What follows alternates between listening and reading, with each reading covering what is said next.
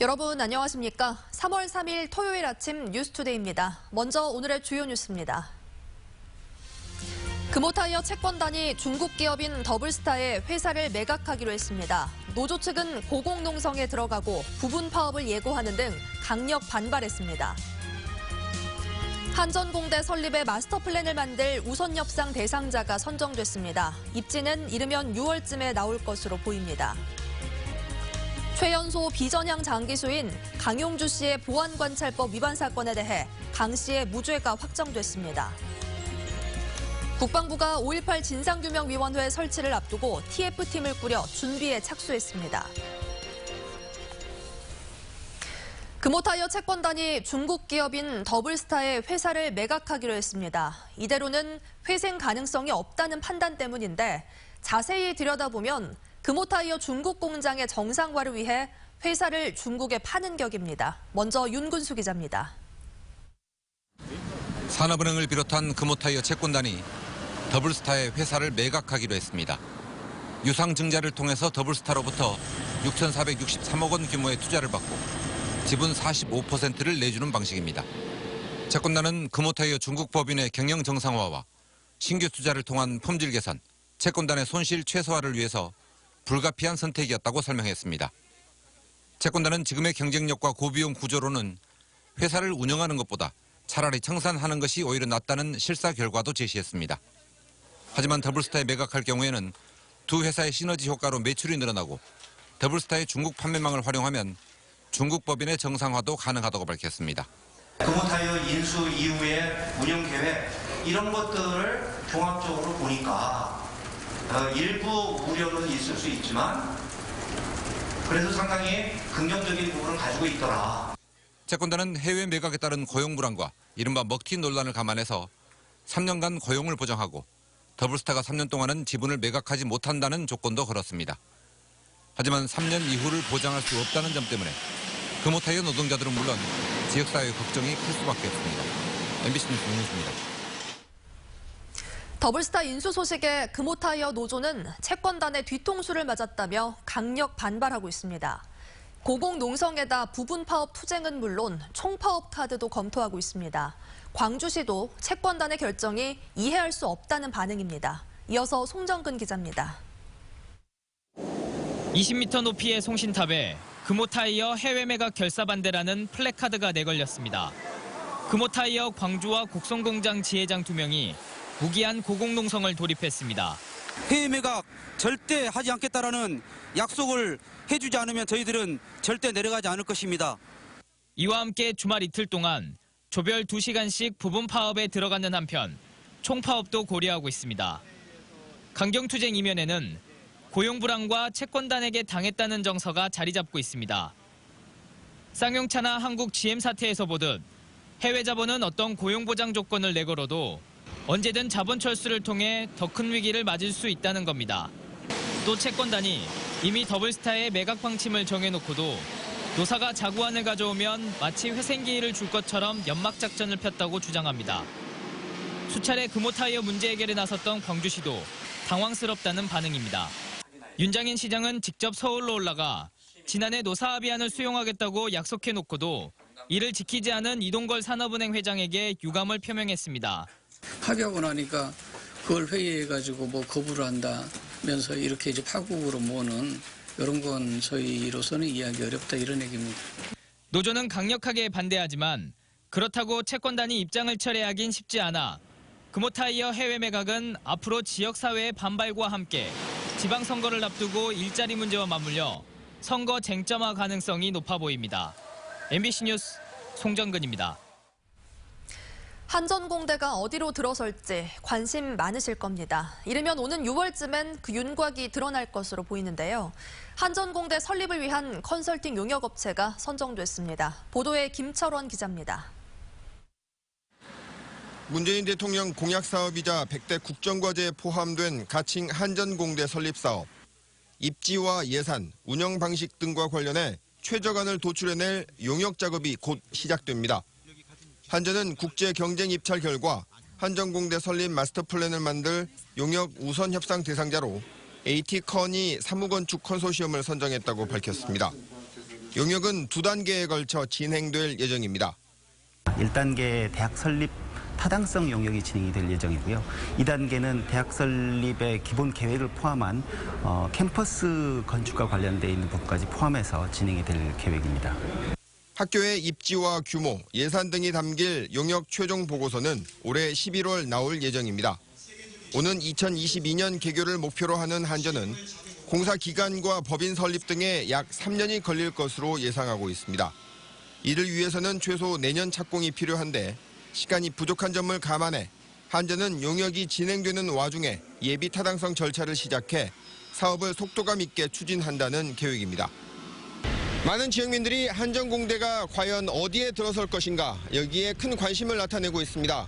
한전 측에 따르면 용역 중간 보고가 나오는 올해 6월이나 늦어도 올해 11월 말이면 윤곽이 드러날 것으로 예상됩니다. MBC 뉴스 김철원입니다. 5.18 민주화운동 진상규명특별법이 국회를 통과함에 따라 국방부가 진상규명위 설치 준비에 착수했습니다. 국방부는 현역 군인 등 14명으로 구성된 5.18 진상규명위원회 설치준비 TF팀을 꾸려 각종 규정 제정과 예산 확보 등 진상규명위 설치를 위한 업무를 6개월 동안 진행한다고 밝혔습니다. TF팀은 앞서 헬기 사격과 공군 전투기 폭탄 장착 대기 사실을 밝혀냈던 5.18 특별조사위의 자료들을 분류해 진상규명위로 이관하는 일도 할 예정입니다. 5.18 기념재단 신임 이사장으로 김영진 전 농림부 장관이 추대됐습니다. 5.18 기념재단은 5.18에 대한 폭넓은 이해와 식견을 갖춘 김 전 장관이 적임자로 판단됐다며 이사장 추대 배경을 설명했습니다. 김 신임 이사장은 5.18 청문회 당시 청문위원으로 참여했고 지난 2011년에는 5.18 민주화운동 기록물 세계 유네스코 기록유산 등재 추진위원장으로 활동했습니다. 국가보안법 위반 사범들은 출소한 뒤에도 수사기관으로부터 일거수일투족을 감시받고 있습니다. 보안관찰법 때문인데 위헌과 이중처벌 논란이 많습니다. 최근 보안관찰법 위반 사건에서 최종 무죄를 받은 강용주 전 광주 트라우마 센터장의 경우를 보고 이 법이 얼마나 폭력적인지 직접 판단해 보시기 바랍니다. 보도에 김인정 기자입니다. 전남대 의대생이던 80년대 안기부에 끌려가 고문을 받고 간첩으로 몰려 최연소 비전향 장기수로 14년간 수감 생활을 한 강용주 씨. 출소한 강 씨에게 돌아온 건 주거지 이전이나 해외여행, 다른 보안관찰 처분 대상자와의 만남을 경찰에 보고하라는 보안관찰 처분이었고 이 처분은 재범 위험성이 있다며 지난 16년간 7번 갱신됐습니다. 양심의 자유를 침해한다며 불복종한 끝에 재판에 넘겨진 강 씨는 1심에서 무죄를 선고받았고 최근 검찰이 항소를 포기하며 무죄가 확정됐습니다. 법치주의와 국민의 기본권이라고 하는 입장에서 이번 판결이 의미 있다고 생각하고요. 이렇게 양심과 사상의 자유를 넓혀내는 이번 판결들을 통해서 우리나라의 인권과 민주주의, 자유와 평등이 좀 더 공고해지는 계기가 되지 않았을까 싶습니다. 폐지론이 끊이질 않는 보안관찰법에 대해 헌재는 북한과의 대치 현실을 이유로 일관되게 합헌 결정을 내고 있습니다.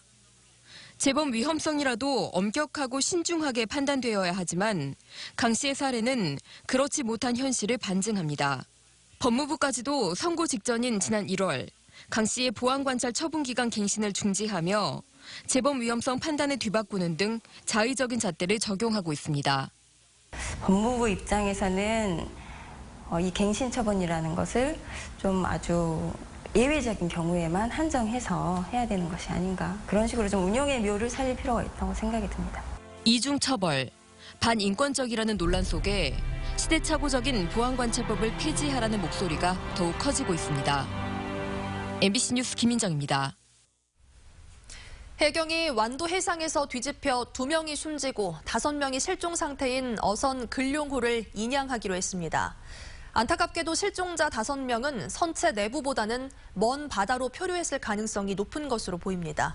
보도에 김진선 기자입니다.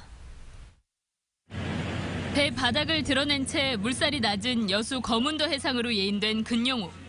해경 잠수요원들이 잇따라 뛰어들지만 끝내 성과를 보지 못했습니다. 안전지대로 예인한 뒤 이뤄진 10차례 이상의 수중수색에도 실종자를 추가로 발견하지 못한 겁니다. 해경은 수중수색을 일단 중단하고 해상 크레인을 이용해 근용호를 인양한 뒤 정밀수색을 벌이기로 했습니다. 수색이 이제 마무리됐고요. 일단 인양해서 바지 위에서 다시 한번 선체 내부 수색을 할 계획입니다. 선내 수색에도 실종자가 발견되지 않으면서 실종자들은 먼 바다로 표류했을 가능성이 높아지고 있습니다. 해경은 목포와 여수, 제주까지 해상 수색 범위를 확대하고 일본과 중국 해난 구조센터에도 수색 협조를 요청했습니다. 하지만 해경이 근용호의 AIS 신호가 끊긴 지 4시간 30분이 지나서야 현장에 도착한 점과 근용호가 표류한 지점에서 거문도 해역으로 16km가량을 이동한 탓에 구조 지연과 이후 대처에 대한 책임 논란이 일고 있습니다. MBC 뉴스 김진선입니다. 지난 1월 영광의 한 교각 기초공사를 하던 근로자 2명이 사망한 사고와 관련해 경찰이 책임자 4명을 입건했습니다. 영광경찰서는 지난 1월 영광군 군남면 도장교 개축 공사 현장에서 작업 도중 철근 더미에 깔려 근로자 2명이 숨진 것과 관련해 원청업체 현장관리소장 39살 김모 씨 등 4명을 업무상 과실치사 혐의 등으로 불구속 입건했다고 밝혔습니다. 이들은 부실 시공된 철근을 사전에 안전점검 없이 무리하게 작업을 시키다 사고를 유발한 혐의를 받고 있습니다. 보건당국이 신생아에게 발병하기 쉬운 호흡기 세포융합 바이러스 감염에 주의를 당부했습니다. 주로 10월부터 이달까지 발생하는 호흡기 세포융합 바이러스는 영유아나 고령자가 감염될 경우 폐렴 등의 감염을 일으키는 바이러스로 2세 미만의 소아에게 발병률이 높습니다. 시군보건소는 손 씻기 생활화와 기침 예절 등 철저한 개인 위생을 통해 감염증 예방에 나서줄 것을 당부했습니다. 전라남도 교육청이 교육사랑카드 사용 포인트 등으로 조성된 재단 기금 1억 원을 어몽길 휴먼재단과 함께 추진 중인 네팔 고등학교 건립 사업에 지원하기로 했습니다. 이는 네팔 전남 휴먼스쿨 사업의 하나로 내년까지 네팔 절싱포와 성커라풀 지역에 칼리카 셔런 고등학교를 지은 뒤 전남교육청의 교육문화 교류 거점이자 등반교육 체험 프로그램인 히말라야 희망학교로 활용할 예정입니다.